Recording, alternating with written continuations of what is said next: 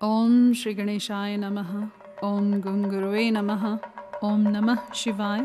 शिवजी सदा सहाय। वायव्य संहिता उत्तरखंड अध्याय 7। परमेश्वर की शक्ति का ऋषियों द्वारा साक्षात्कार, शिव के प्रसाद से प्राणियों की मुक्ति, शिव की सेवा भक्ति तथा 5 प्रकार के शिव धर्म का वर्णन। उपमन्यु जी कहते हैं, परमेश्वर शिव की स्वाभाविक शक्ति विद्या है, जो सबसे विलक्षण है। वह एक होकर भी अनेक रूप से भासित होती है।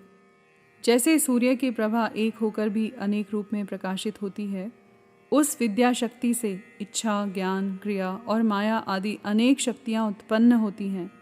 ठीक उसी तरह जैसे अग्नि से बहुत सी चिंगारियाँ प्रकट होती हैं, उसी से सदाशिव और ईश्वर आदि तथा विद्या और विद्येश्वर आदि पुरुष भी प्रकट हुए हैं। परात्पर प्रकृति भी उसी से उत्पन्न हुई है। महतत्व से लेकर विशेष पर्यंत सारे विकार तथा अज यानी ब्रह्मा आदि मूर्तियाँ भी उसी से प्रकट हुई हैं। इनके सिवा जो अन्य वस्तुएं हैं, वे सब भी उसी शक्ति के कार्य हैं, इसमें संशय नहीं है।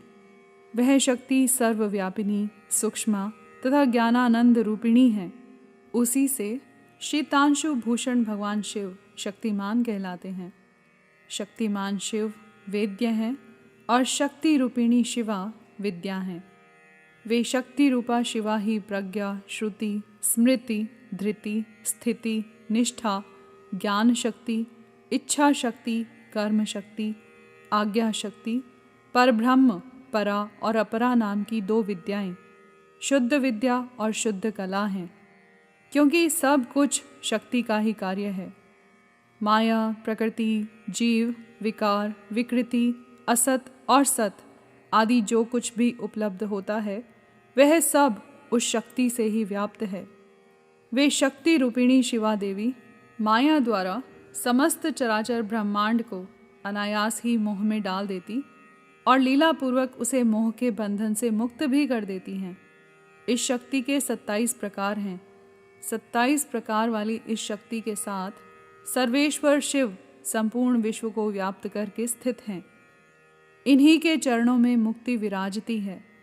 पूर्व काल की बात है, संसार बंधन से छूटने की इच्छा वाले कुछ ब्रह्मवादी मुनियों के मन में यह संशय हुआ।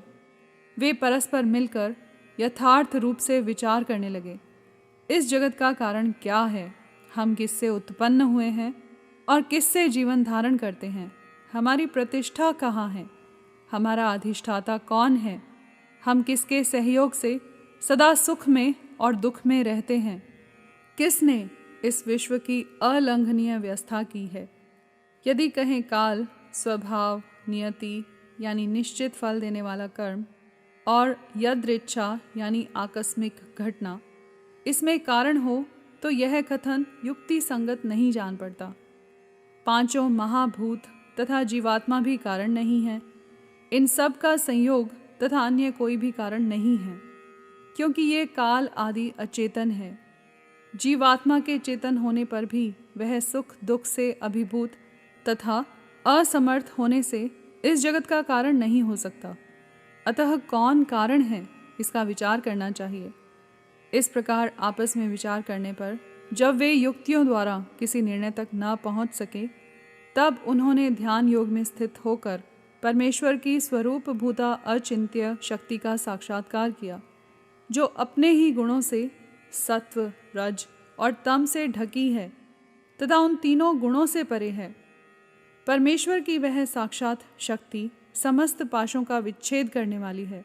उसके द्वारा बंधन काट दिए जाने पर जीव अपनी दिव्य दृष्टि से उन सर्व कारण शक्तिमान महादेव जी का दर्शन करने लगते हैं, जो काल से लेकर जीवात्मा तक पूर्वोक्त समस्त कारणों पर तथा संपूर्ण विश्व पर अपनी इस शक्ति के द्वारा ही शासन करते हैं।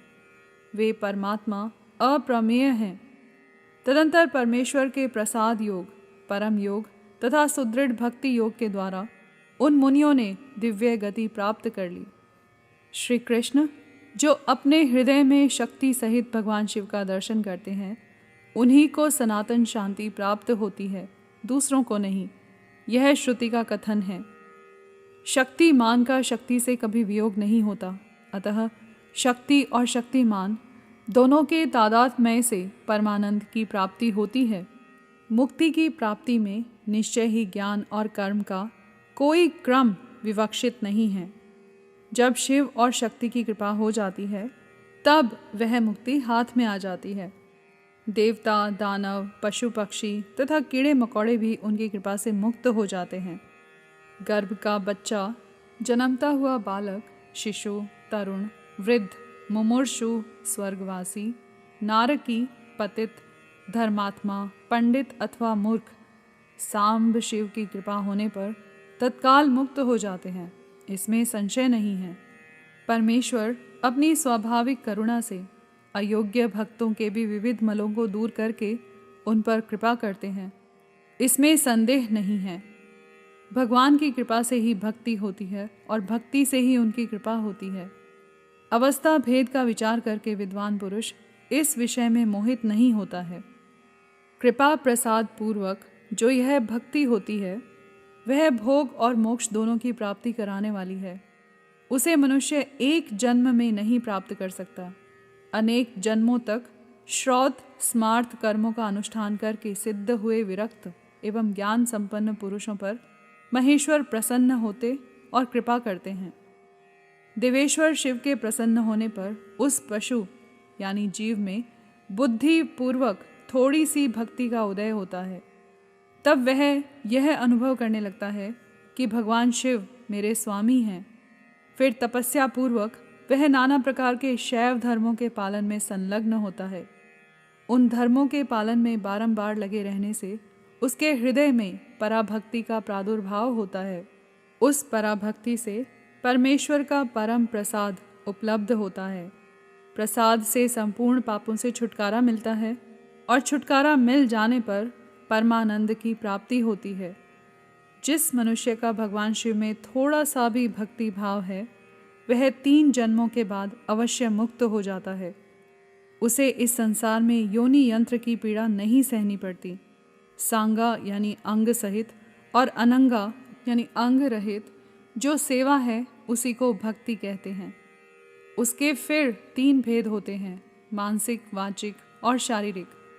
शिव के रूप आदि का जो चिंतन है उसे मानसिक सेवा कहते हैं। जप आदि वाचिक सेवा है और पूजन आदि कर्म शारीरिक सेवा है। इन त्रिविध साधनों से संपन्न होने वाली जो यह सेवा है इसे शिव धर्म भी कहते हैं। परमात्मा शिव ने 5 प्रकार का शिव धर्म बताया है: तप, कर्म, जप, ध्यान और ज्ञान। लिंग पूजन आदि को कर्म कहते हैं। चांद्रायण आदि व्रत का नाम तप है। वाचिक, उपांशु और मानस 3 प्रकार का जो शिव मंत्र का अभ्यास यानी आवृत्ति है उसी को जप कहते हैं। शिव का चिंतन ही ध्यान कहलाता है तथा शिव संबंधी आगमों में जिस ज्ञान का वर्णन है उसी को यहाँ ज्ञान शब्द से कहा गया है। श्रीकंठ शिव ने शिवा के प्रति जिस ज्ञान का उपदेश किया है वही शिवागम है। शिव के आश्रित जो भक्तजन हैं उन पर कृपा करके कल्याण के एकमात्र साधक इस ज्ञान का उपदेश किया गया है। अतः कल्याणकामी बुद्धिमान पुरुष को चाहिए कि वह परम कारण शिव में भक्ति को बढ़ाए तथा विषयासक्ति का त्याग करे। यहाँ पर अध्याय 7 समाप्त हुआ। कर्पूर गौरम करुणावतारम संसार सारम भुजगेंद्रहारम सदा वसंतम हृदयारविंदे भवम भवानी सहितं नमामि।